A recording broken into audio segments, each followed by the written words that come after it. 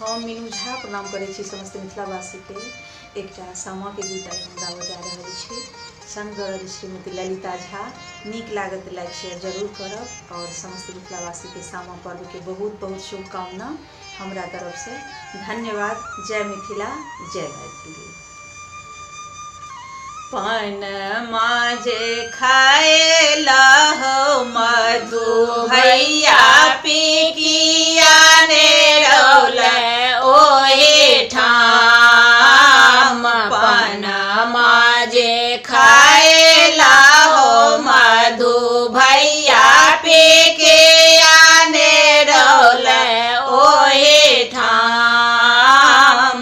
पन माजे खाए लहो मधु भैया पिकिया ने रौले ओहे ठाम। ओहे पिकिया दह से हो मुकेश भैया जमुना में बहै हे धार। ओहे पिकिया दह से हो मुकेश भैया जमुना में बहै हे धार। ओहे पार बहिनो हे काजल बहिनो करुणा माँ के ने ठार।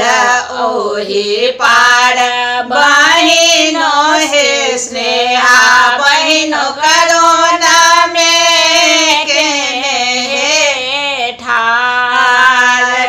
अही पार भैया से रजनीश भैया छत बाले हे ठार।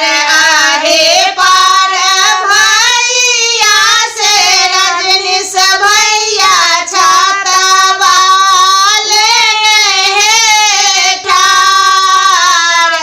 जोने कानो जोने के जो है श्रोते बहनों बाबा के संपत्तिया दे बदान।